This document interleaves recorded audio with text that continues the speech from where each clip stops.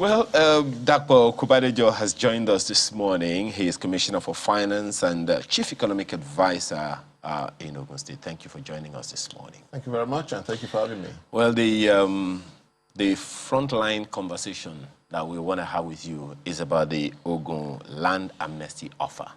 And you may want to tell us about that, because we also understand that I mean, having announced a 1-month moratorium for residents and entrepreneurs who have properties on portions of land already acquired by the state government, I don't know how that is possible. Then this amnesty is like, how am I even doing your job for you? Speak to the issue. All right, thank you very much for having me once again. Ogun State government, you know, particularly this current administration, really has put in place a significant land reforms initiative. And this land reforms initiative is actually to enable our people have a much more effective and efficient access to land resources, while also creating value from land as well. So this particular initiative is helping to fast track, you know, ultimately the issuance of certificates of occupancy, so that investors in land will be able to get a lot of value. Oftentimes, the challenge has always been that it takes a huge amount of time, long gestation period to get, you know, certificates of occupancy. And once you don't get a proper title to your land, then it becomes difficult to be able to create value from that particular land. That's number one. Number two, we've also had cases in the past of double allocations. You know, as Ogun State, where we have significant comparative and competitive advantages by virtue of our location being close to Lagos, it is critical that we manage one of the most important resource we have, which is land. You know, we've got almost about 17,600 square kilometers. And so giving people a platform to have easy access to land, you know, it's really the importance of this particular reform initiative. So what we've done essentially is to have what is called Ogun State Land Administration and Revenue Management System. And this system is looking at the entire value chain, from marketing, the allocation of land, the processing of title document, the issuance of certificate of occupancy, you know, in a nutshell, and giving people the opportunity, you know, to be able to, you know, apply for land in the comfort of your homes. Unlike in the past where, you know, you would have to come to the state government, you know, collect a physical form, complete the form, and you have a lot of intermediaries, you know, helping you to, in quote, move it from table to table. Exactly. So that's really what we have done. Okay. Well, yeah. It's interesting that you talked about it. You say the C of O thing. Sometimes it looks like a certificate of life, because that's in the way it's important to people, because you have property. There is this sense that you are not sure you have the property, or you have a C of O. Is it also what is called governor's consent? All right, so they're all titles. They're all titles to land, you know. You get certificate of occupancy directly from direct allocation from government.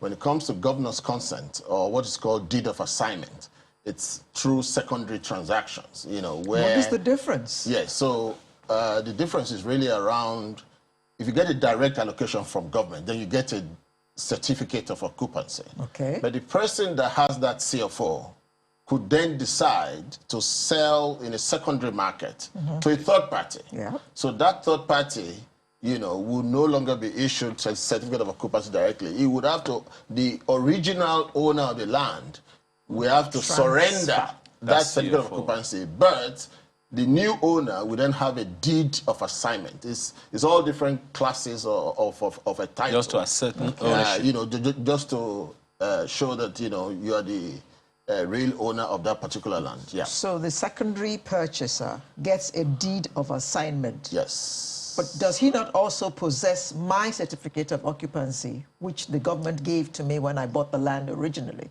Exactly. So as long as you surrender your ownership of that particular land. Then you get a deed of assignment, which has to be consented to by the government. So he can now process his own C of O. If he chooses. Okay. If he so chooses, he can then, process C of O. But he doesn't really need to, because the deed of assignment, consented to by government, already gives you title to that ownership. land. Yes. So if you have a deed of assignment, yeah. I'm just trying to be sure that my nursery brain is still...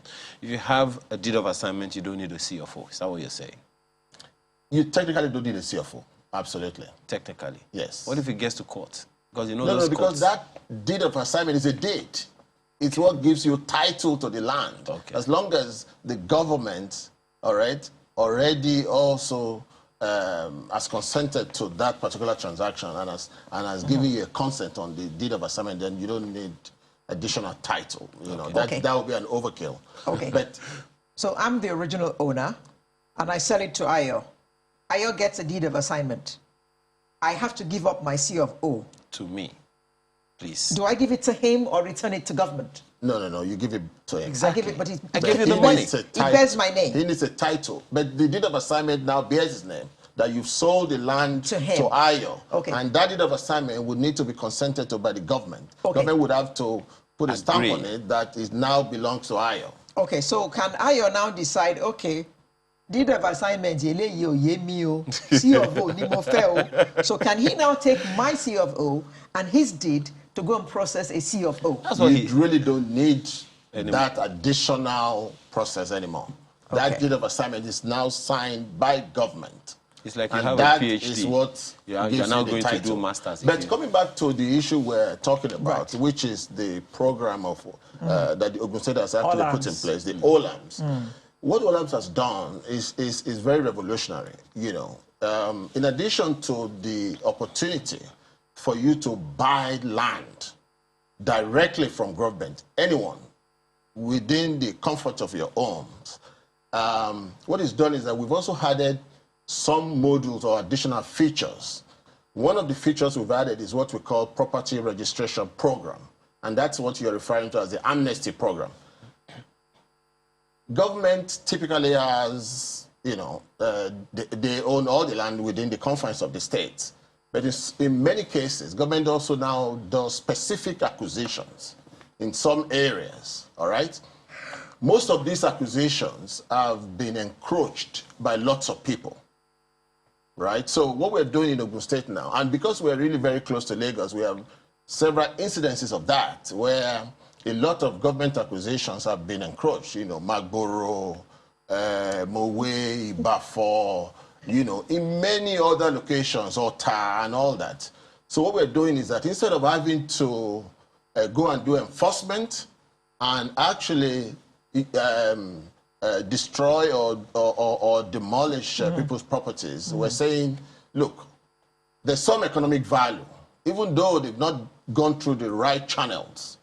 In terms of purchase, in terms of proper purchase, in terms of planning permits and approvals, and also in terms of the proper titles of government that they needed to have received before they actually take possession of the land. So we're doing this property registration program, giving people land, people that have encroached in the government land, the opportunity for them to come and regularize or ratify their titles. Okay. Again, because it's an amnesty program, what it means is that many people will want to take advantage of this. In addition to the discount that we have given, we've also made it easy, right? By enabling them to start the process through a platform, through the same OLAMS platform that we have created, all right? And we're also going to have so many sites, offices at different locations where people can also come and make inquiries and get assistance. Now, I just want to, quickly find out.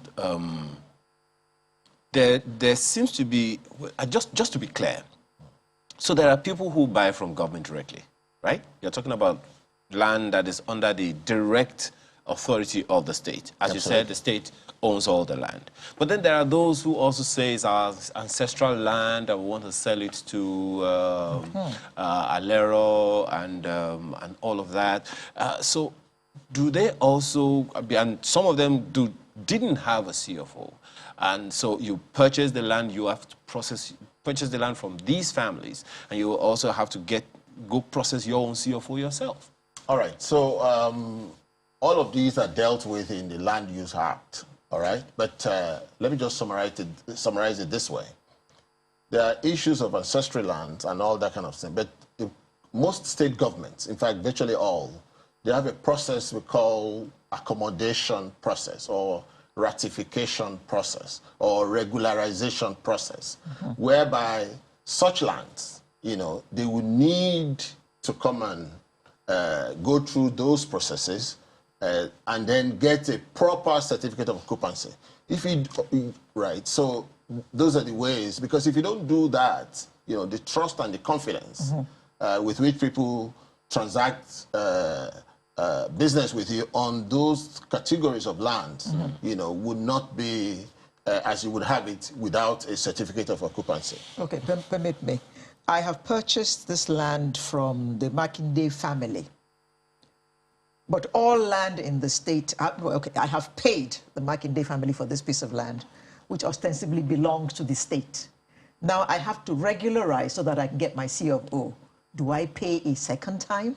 Now, the Makinde family, yeah, all right, before, just as an example, yeah, before the land was sold to you in the first instance, all right, it must be a huge expanse of land, yep, all right? And so what you typically would do is that they would have to go and do regularization, first of all, before they start selling to people. But if they don't do that, then it's buyers beware. Oh dear. It's buyers beware. So, but what we're saying again is that this particular PRP program now gives you or those people that fall into these categories, both buyers, to come and regularize, irrespective of where you bought it from. Okay. But as long as you don't have a proper title to that land, now you have an opportunity now with a property registration program. Does it involve payment again? Of course, it has to involve payment, but we've discounted the payment so significantly. What is most important is to look at the value of your property. What is it worth to you? What is it worth to you? How can you create value from these properties? Okay. How can you use the certificate of occupancy to now do further transactions, to get loans, you know, to even be able to pass it on to your children, that you are sure that you are passing proper title to your children? Well, you spoke earlier before we came on air about some property that the Ogun State government has, residential, commercial, and industrial. Yeah. Take us through those. All right, so what OLAMS is doing, this technology platform is doing, is that we have different categories of properties that are covered by OLAMS. Industrial land, commercial land, and residential lands. And there are two sources of landed properties that are uploaded onto OLAMS. You can either get it from the GIS, or we upload it onto the system, schemes. So you go onto OLAMS, olams.ogunstate.gov.ng, olams.ogunstate.gov.ng. OLAMS is O-L-A-R-M-S. O-L-A-R-M-S. Yes. olams.ogunstate.gov.ng. Once you go in there, .ng. there are different modules there. If it is land purchase you are interested in, land allocation, you click on that land allocation. There's a drop down that shows what type of land are you interested in. Is it industrial? Is it commercial? Is it residential? Okay. Assuming you pick residential, then residential would also have a drop down of all the estates and schemes that we have uploaded that are available onto that particular platform. Currently, as we speak, we are starting with two estates. We call the Hillcrest Estate and the PMB estate. Now, once you click on the estate, it shows you the geolocation of the estate. It shows you a picture of the estate. It shows you the layout of the estate. It shows you all the facilities that will be present in the estate. And then based on the layout, you pick precisely the plot you want.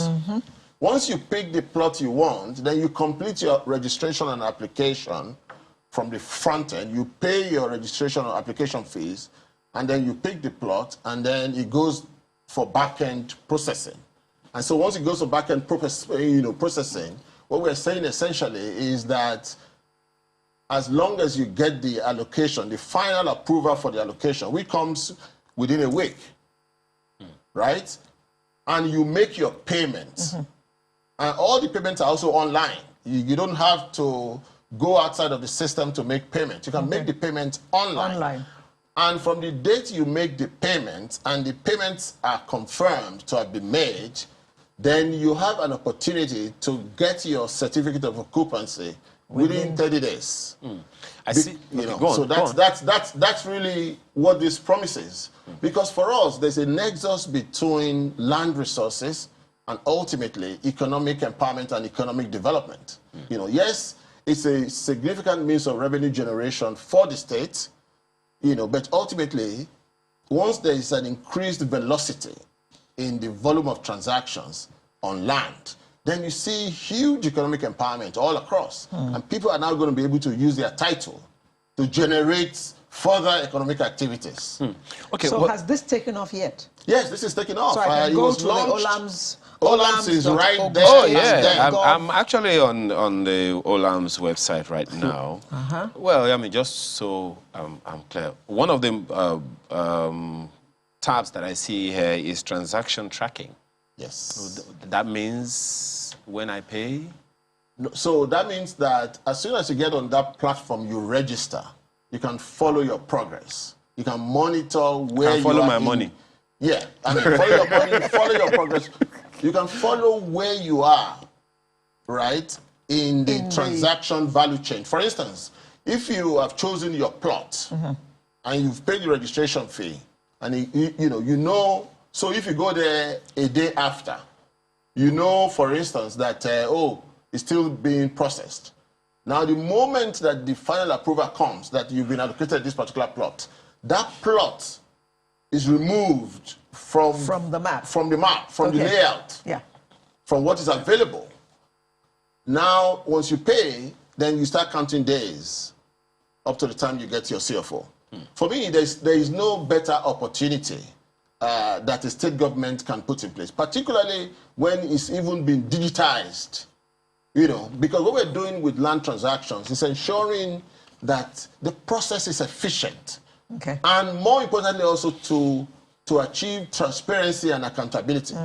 Oftentimes, a lot of transactions in land are shrouded in a lot of secrecy. You have a lot of intermediaries, you know, that are not necessarily government officials, you know, and they exploit people. I mean, you've heard cases of a lot of our people in diaspora, you know, that transfers money to their families and friends in Nigeria, you know, and they've not gotten anything for it. So this one and this particular platform is accessible all over the world. Even people in diaspora can access it and buy directly from government. Have there been any cases where the land that people have encroached upon is one that government has earmarked for a particular purpose, and government requires that piece of land? Okay, so that's actually... Just a quick information, that's the website you're seeing on the screen right now. Okay. yes. So you can... Yes, exactly. I'm pretty sure you can watch, you know, the scroll from... you can take it off. Yes, as we're seeing. Yes, go ahead. So, yes, it's government typically acquires property, even though they own it, but they acquire it for specific purposes, and in most cases for public use. Yeah. Either there's an estate or for an industrial concern, you know. So normally there is a master plan. All right. From that master plan, different areas and locations are designated for different purposes. All right. So you have situations where people encroach into those areas. Yeah. If government still has a need for that land, of course, they would have to ask people to leave or enforce the evacuation from that encroached land. Do you then allocate other pieces of land to them in other areas? It depends. It depends. If there's a huge need, for instance, if the place is already almost fully occupied, then, you know, the cost of relocation then becomes an important consideration for government to say, you know, what is the social cost of relocating these people, their livelihoods, their families, their businesses, then it becomes too onerous. And that's why the enforcement of master plans, or even first of all, developing the master plan in the first case and enforcing it is very, very critical. Okay. All right. No, you talked about 3 categories, you know, and I would like you to speak to it. You've talked about the residential, and I think we've spoken largely about the residential here now. Speak to us about the commercial acquisition and then industrial. Yeah. Now, some of the schemes that the government have put in place, they're for different purposes, obviously, but ultimately leading to economic development. Ogun State being the leading industrial hub in this country, I mean, you know, by virtue of all of the companies are here, you know, and they're here not just because they like our face. It's because they're here because they're closer to the biggest market in Nigeria. All right, and so, and also we are the first also in the establishment of industrial estates. Agbara, for instance, is one of them. You know, and they've been there since that particular time. We've not had a dedicated industrial estate. So in this administration of Prince Dr. Dapo Abiodun MFR, we've recently just created 5 economic development clusters. In a nutshell, you can call them industrial estates. All right, where we have infrastructure, we have, you know, such as power, gas pipeline, broadband connectivity, roads, water. All right, and water, and even waste management, you know. So we have those. We are partnering with private sector investors to put in place this infrastructure in conjunction with government, and then we have different areas. For instance, if you take a look at one of those economic development clusters in Ekpe Ijebu, where we've just actually constructed an expressway, a toll road there. We have the medical city there. We have the education city or knowledge city. We have the automobile city. We have SME cluster. You know, and the reason for all of this is to provide a location where there are shared facilities, all right, through provision of infrastructure, so that each of those shared assets, investors will not have to be replicating, because that's a problem with our cost competitiveness. One of the things that's interesting for me, I mean, is about this is especially the industrial zones, because it's going to create economic activities that will create employment and solve some of the unemployment problems that we have. But you know, there is this special agro-allied, agro-industrial processing zones that the AFDB has been speaking with the federal government about, and Ogun State is one of those pilot states. Absolutely. You know, is this one of them? And because my understanding is that that one is going to be run by, I think, another, you know, organ of government entirely, and not the states directly. All right, so it's essentially the same concept. It's all cluster strategy, you know, because our cost of doing business in Nigeria is very high, you know, because everybody is like his own local government. And so if you have these clusters where all this infrastructure is provided, then it drives down, because there's scale economies, you know, and so it drives down the cost of production or of doing business, essentially. The SAPZ you are talking about is actually the second, is part of the second cluster, where we have the Remo cluster. The Remo cluster itself is an aerotropolis, where we have about 5,000 hectares of land, and the anchor project in that cluster is the Agro Cargo Airport, which is currently being constructed, and by the grace of God, where? It's at Elisha. Elisha Remo there at that junction. The construction is going on, and by the grace of God, before the end of next year, a functional airport will be commissioned by His Excellency. But next to that is the special agro-processing zone, you know, which is, you know, by its name, is an agro-processing zone, bringing the linkage between agricultural outputs to processing, you know, and then obviously the value chain where the output of the SAPZ, if it's to be exported, is just next door, Okay, and then gets exported. Is So it also, the SAPZ, my apologies, is it also on the OLAM's website, people can pick plots there as well? No. The SAPZ is not yet on the OLAM's website. The SAPZ is funded by the African Development Bank. Ogun State is one of the first 6 states that have been selected. A dedicated, land is allocated for this particular purpose. Okay. Ultimately, it's a PPP. It's going to be implemented or executed through a public-private partnership. Okay. Where government owns the land, and then we seek private sector investors, Okay. to provide the infrastructure and get all the processing companies Okay. and fast-moving consumer goods to come and site their businesses there, such that the output of one will serve as input into other and create a synergistic economies of scale. Well, we have to that go. will drive down the cost.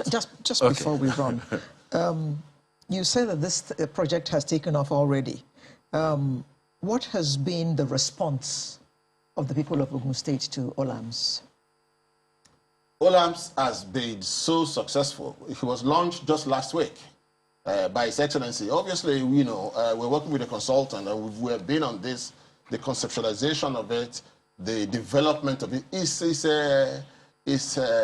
not a platform that is off the shelf.